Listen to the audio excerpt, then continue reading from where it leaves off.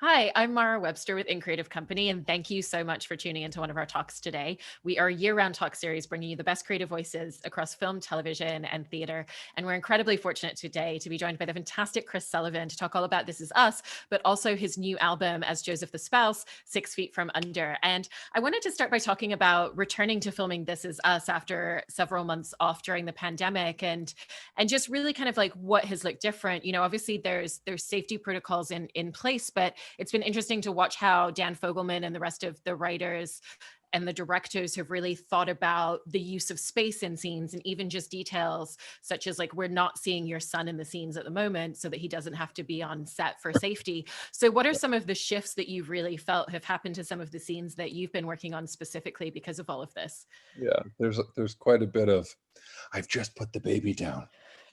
He's just in the other room," type type moments to keep children away from set as much as possible and kind of keep scenes separate. Um, it's been a real, testament to their agility as creative people to they had a couple extra months as we were delayed starting again, and they kind of Mhm. took, the jumping off point that they had and integrated the pandemic. Um, Dan and the cast, we all had lots of Zoom conversations before the season started, and which way it was going and the direction it was going. And he said it would have felt irresponsible for us not to address what was going on in the world. I think our show has kind of provided people an extended family.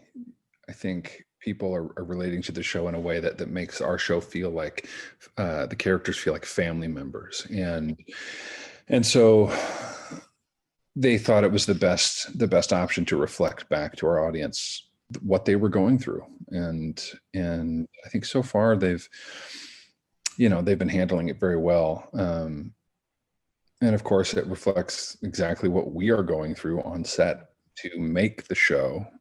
And so it's very meta, it folds in on itself. Yeah. And I imagine it's also a really unique challenge as an actor to have to think about how you're going to convey emotional intimacy in a lot of scenes without having any sort of physical interaction or even closeness, even down to the scenes where Toby and Kate meet their potential birth mother for their adoptive child, and they can't even Right. stand near. We see you FaceTiming into the room as well when they're getting the sonogram. So what's been like the unique aspect of that and some of the new tools that you've had to kind of discover in yourself? Well, I mean, ironically, we had 6 months of pandemic ourselves to figure that out, and so when we all came back to set, it just felt like an extension of our lives. Mhm. We as actors, we travel through the world collecting emotional information, Mhm. right? We collect, scenarios and characters and emotional responses, and we file them away, and we bring them with us to work, and and hopefully the Rolodex, gets quick enough to where, a situation presents itself in a script or on set, and you can immediately access those things. I think it would have been more difficult to if the show had been pretending like there was no pandemic going on. Mhm. Uh, that would have been kind of a larger emotional leap than coming back, the way we did. But we were all just really excited. I mean, we were all, regardless of the Mhm. protocols and the testing and all of those things, we were just excited to be back to work.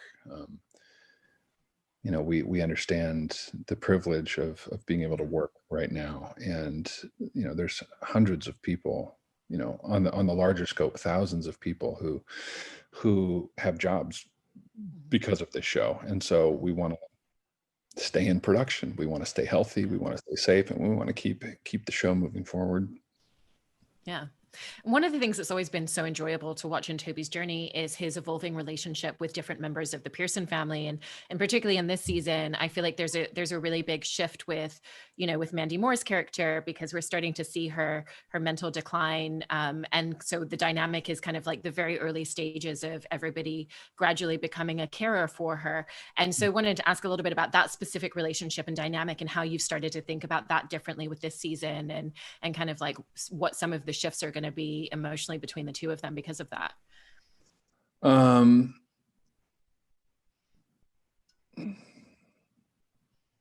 In my limited experience with people who have experienced Alzheimer's or dementia, the thing that I have witnessed family members around people like that is there's a strong move to cling to the way things were, and to keep that person from changing, or being different than the way they remember, or being different than the way they want them to be. There's a struggle against the of what is happening, the isness of the situation. And there's something about being one level removed from that person and not having the historical context with that person that can allow Toby to, I think, be more flexible in on this road. And it's such a everything about this show from the beginning has told its audience that life is limited, that everyone's life comes to an end. It is inevitable. How we go is the drama, right? We all wondered how Jack, was going to die for however many episodes. And it's the same in our own lives. And it creates anxiety. It creates depression. It creates addiction. It creates all of the things that you see in our show. So as these characters get literally faced with the ending of their matriarch's life, it's a painful reminder of our own mortality, and it's very difficult. It's a very difficult time for everyone. So it'll be interesting to see how the writers, because as actors we are at the whim of the script, right? We are given the words to say, and it'll be interesting to see how Toby, being so close to the family and yet one not related, interacts with that process. Yeah. And one of the things that you've done for several seasons so beautifully and with so much care as an actor is really approaching, the storylines around Toby's depression and how he handles that. But I was interested in how you approach that in the moments where it's not part of the script, where it's not written into the scenes, because it is something that is ever present, even when there's a moment in one of the episodes this season where he references his medication, and there's just that one little slip of it, but we know that that's infiltrating every single moment in all of the other scenes for him. So how do you think about kind of like the small, tiny, nuanced ways that you want to bring that in and have that as a thread, even when it's not a specific scene that's talking about it or discussing or addressing it? Yeah, I think that there are ways to show, if we're all living our life on a scale of 1 to 10, the ones being the lows and the 10s being the high, that the high drama on television is between 1 and 3 and between 7 and 10, the lowest of lows and the highest of highs. But there's a delicate balance to the rest of those scenes playing between 4 and 7, and showing how especially someone who deals with anxiety or depression deals with the different situations in life that maybe are just a little bit stressful or a little bit chaotic or a little bit, I don't want to play the same. I don't want to play 8, 9, 10 all the time. I don't want to play 1, 2, 3 all the time. So the nuances are probably imperceptible, or at least an audience may not notice what I'm doing, and that's probably the goal in those, like you were saying, those more nuanced moments.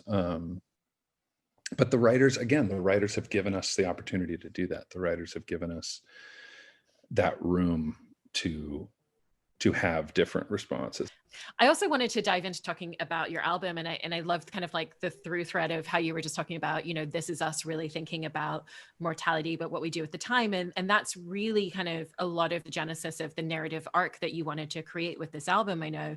And even down to the title, 6 Feet from Under, like, life is inevitably going to end, but what are we doing with the time that we have? What was the point at which you started to realize that you wanted that to be the specific kind of like voice and story that you wanted to tell with the album as a whole?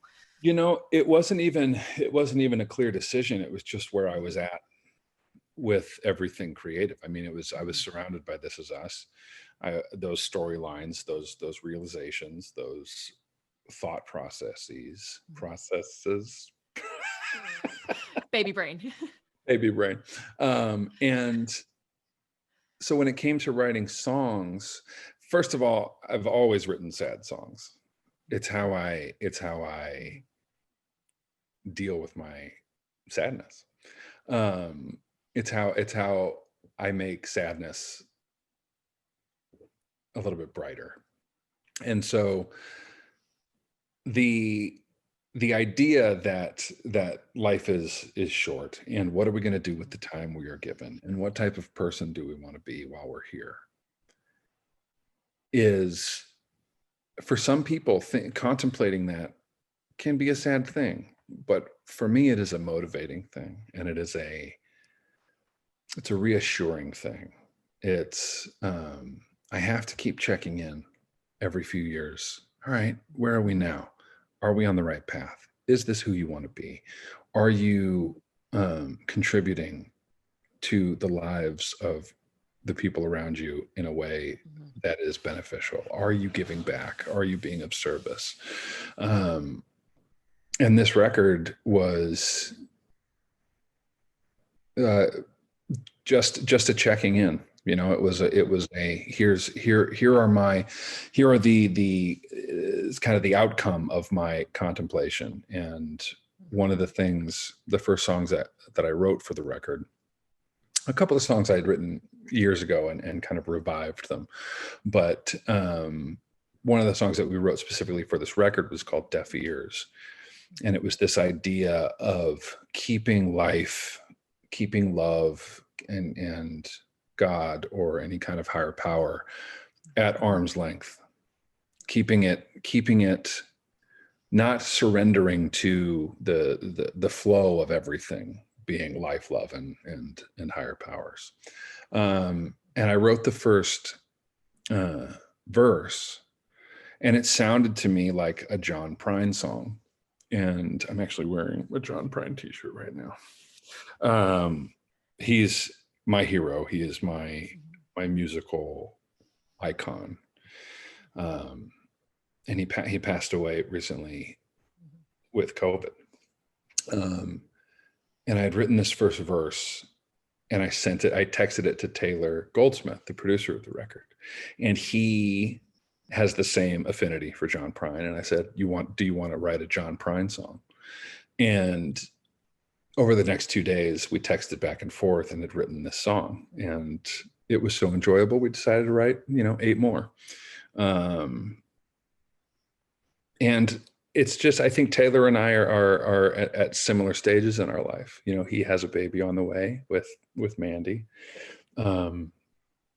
And this stage in a man's life is about really taking into account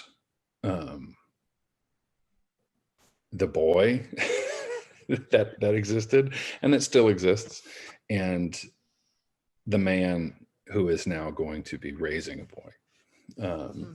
And so that's kind of where all these songs kind of land us. Yeah.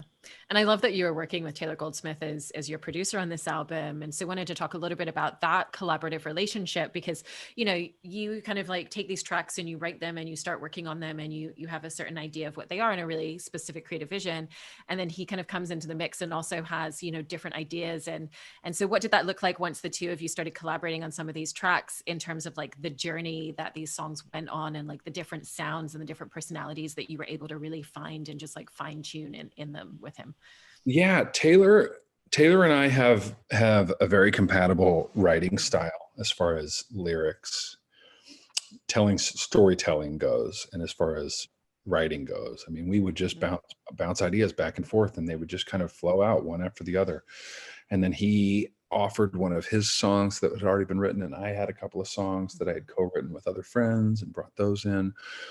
And I have a history of overworking a creative idea, overthinking an idea, over editing an idea, to the point where I can get a little lost creatively. And Taylor is very good at letting things be, not over polishing, not over tuning, not over, analyzing, and letting some kind of reality come through in these sounds, in these songs, in the way they're mixed, in the way they're recorded. The last song on the record is a fever dream. It is a jazz explosion of impeccable musicianship on the part of the guys who came into play, which is most of the band Dawes. And it was just a really simple folk song that I had written when I was living in New York. And I got into the booth and Taylor said, I want you to just stay in your head, and I want you to sing the song straight through, straight ahead, keep rhythm, and let these guys do what they're going to do. And they went off in 700 directions with the rhythm and the piano and the bass and the drums. And it's this insane, wonderfully invigorating experience. And that was one take. There was no overdubs. There was a couple of vocal harmonies that we added afterwards, but it was one take. And we started playing it again. And about halfway through, I was just like, what do we do? What are we doing? The first one was it. And there was a lot of that in the recording process, where I would say, I think I can go back and do that better. I can go back and do that better. And Taylor is like, what are you talking about, man? That's great. This is great. And to allow, to just let things be, and to let things evolve the way that they're going to, was a big stretch for me. And so that's how Taylor kind of infused his wisdom on the process. Because as much music as I've done, as many songs as I've written, as many Broadway shows as I've sang in, being a recording artist, like the artistry that goes into recording is, I'm new. And so there's all kinds of techniques in the studio, and attitudes and mental states that are very, very different from anything else I've ever done. And Taylor was a real help in getting me there. Yeah. It also sounds like with a few of the tracks that you did kind of experiment a little bit more in terms of what the specific sound was going to be. I think it's Messiah Moon is the one where you ended up also recording a version and trying a version that was like just very stripped down and much more acoustic. So when you're trying such drastically different sounds and takes, kind of what's that journey of just figuring out ultimately which direction you want to take it in, because you can find so many different feelings and emotions within a song depending on what you do with the arrangement to it. Yeah, that song I think is the most. I've recorded 7 different versions of that song. The first version of that song was written in 2010, 13 or 14, on a ukulele, and it was very slow, and it was part of uh, a creative challenge I had set for myself to write 30 songs in 30 days. And I was asking friends for, send me your poetry. If you have a lyric that you've thought of, send me anything. And I would take a short story or a poem or a couplet and write a song around it. And my friend Alex Harvey had written a poem. He had witnessed this at sunset on a beach, this child throwing a tantrum, like a full-blown pulling his hair out tantrum. And he had kind of imposed on the scene that this child was mourning the death of the sun, as the sun was going down, and he didn't understand. This child didn't understand that everything is cyclical and everything comes back around, and with the setting of the sun comes the rising of the moon, and all of these things over and over and over and over and over again. And so that song has had just so many incarnations. It's had electronic incarnations, synthesized incarnations. This version of the song, actually, the music was written by a friend named Sam Dorr, who does ambient electronic music in Japan. And we had recorded a version of the song, and I gave that to Taylor. And so what you end up hearing on this record is there are brief moments of that kind of spacey, synthesized, robotic element. And then Taylor's, 1970s Dire Straits, Jackson Browne rock kind of anchors the whole thing. But yeah, we just shot a music video for that song yesterday. I really like that song. That song seems to connect with people. It seems to creatively inspire other people to. It's the one song that Dan Fogelman attached to when he saw us play live, however many hundreds of years ago that was. He was like, that song, which is why we did a stripped down version of it to see if there's a place for it in This Is Us, maybe. But I don't know, that song seems to motivate people. Yeah. Which, like, as an artist must just feel like the most incredible, fulfilling thing for something that you've created to touch people in that way. It feels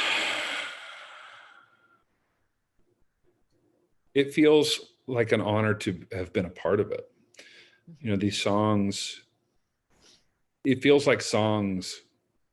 I've heard several songwriters say this, and I 100% agree, that these songs, they float around and they want to get written, and they're just looking for someone to be in the moment as the song wants to be written. And these songs come through us, and they are born into the world, and they're born into the world through a recording process.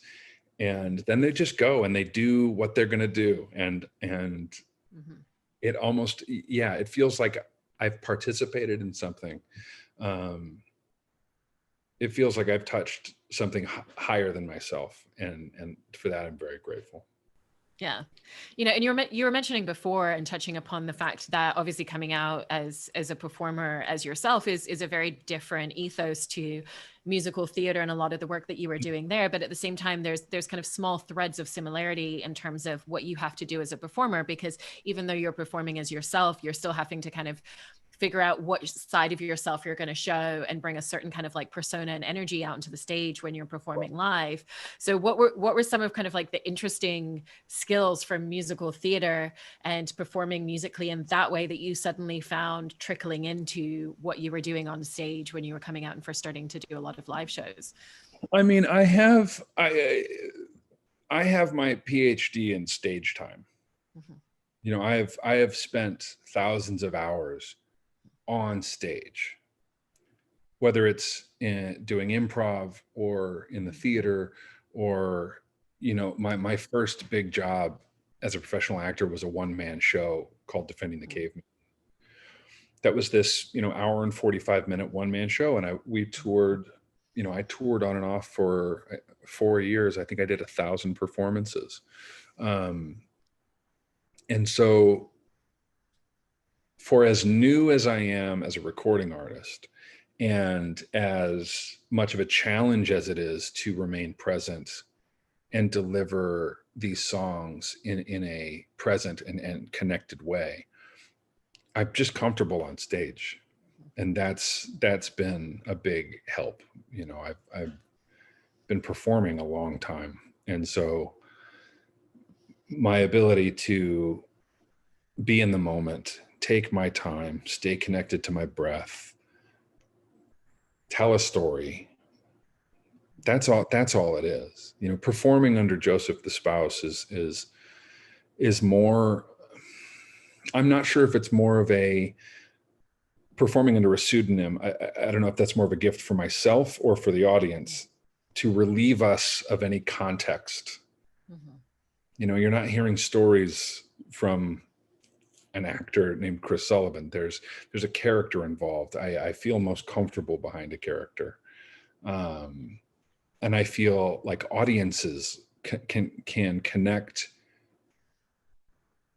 with a story more freely when it is delivered almost anonymously through this Joseph the Spouse, you know.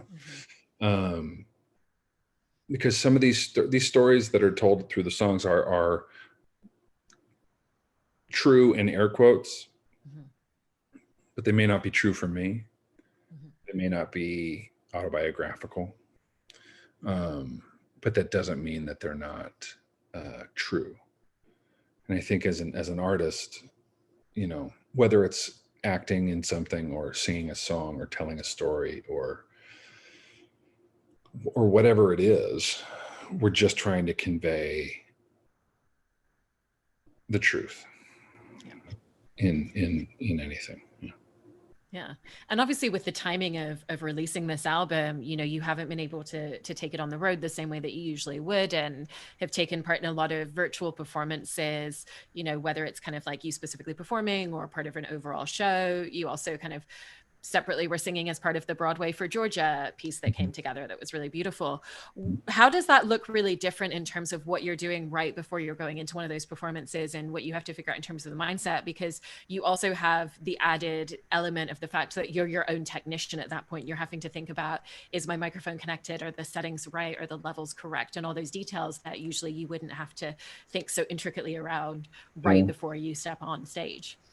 Yeah, I mean, there's certainly a lot of other little skills that I've learned over the last, you know, there's certain things about a computer's microphone versus a USB mic versus a headset mic, and that there are settings in the computer that noise reduction, you can turn that off, which makes music sound better. But again, then it doesn't really matter one way or the other how it sounds if it's not connected and it doesn't feel true.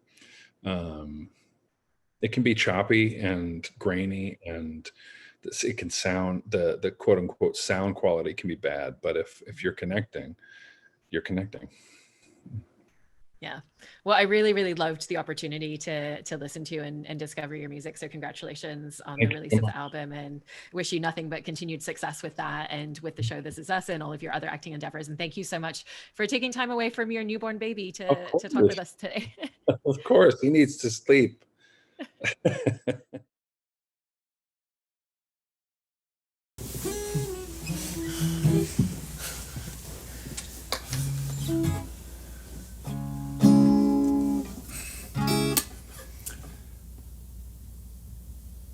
And just like that, you've had enough.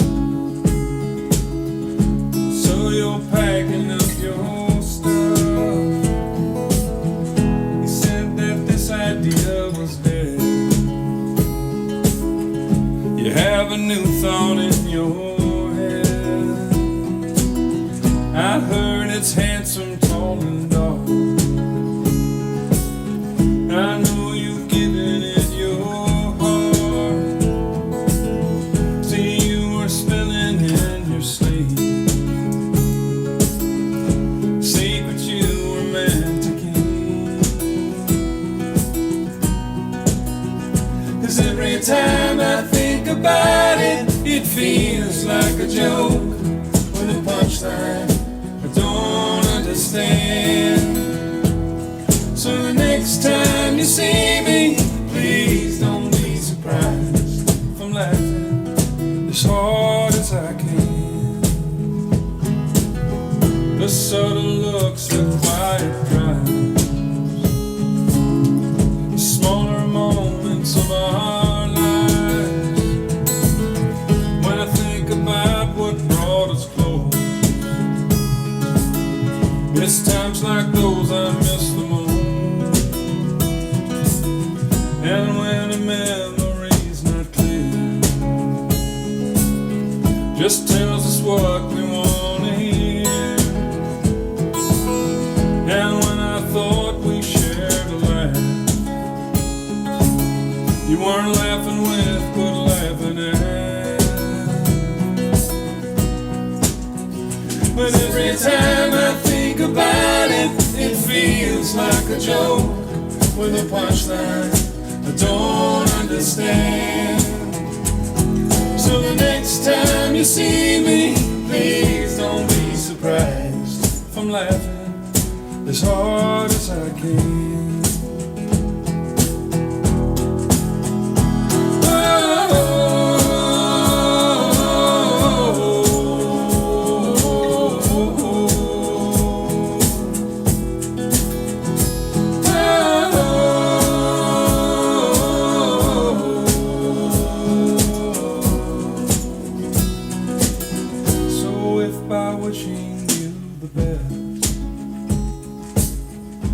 Means that I end up with less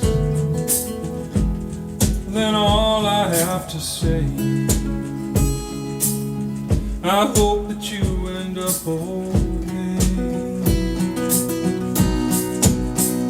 'Cause every time I think about it, it feels like a joke with a punchline I don't understand.